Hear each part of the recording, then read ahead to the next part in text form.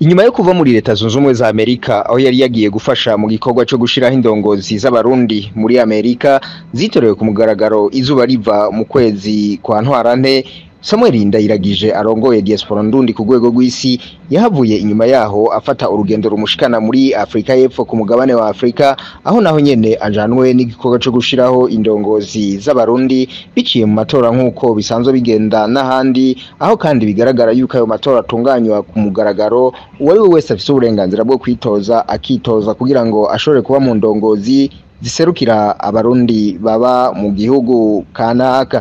Ashitse rero muri Afrika y'Epfo kuri no wa gatanu, Samuel Ndayiragije arongoye abarundi baba mu mahanga akaba yakiranywe igishika cinshi, biboneka yuko abarundi baba muri Afrika y'Epfo bishimiye kandi biteguriye igikorwa cyo kwitorera indongozi zigiye kubarongora.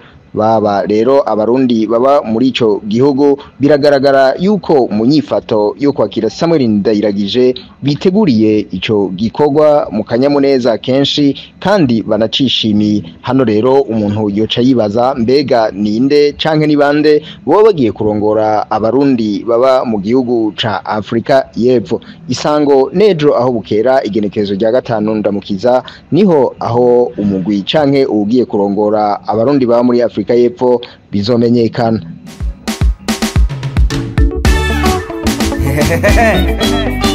La diaspora burundese, umuvyeyi w'abarundi baba mu mahanga, intwari kanatsinda n'abakugize n'intwari.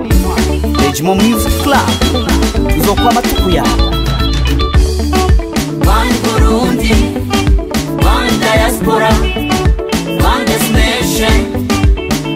Ikivugo cawe ni wewe muvyeyi w'abarundi baba mu mahanga, tuzokwama tukuyaga na diaspora burundese.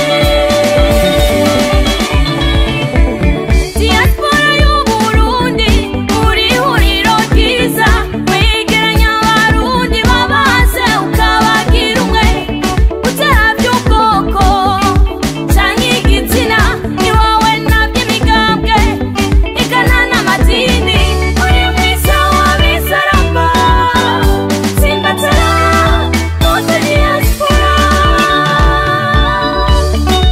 One Burundi, one diaspora, one destination. Ico kivugo cawe ni wewe muvyeyi w'abarundi baba mu mahanga, tuzokwama tukuyaga na diaspora burundese. Oyuri huriro ryiza rirangwa n'imigambi myiza, ufise indongozi nziza zijunja n'ijambo, abakugize n'intwari ntibatame kw'ijambo, ntibihakane. Diaspora irasinzira.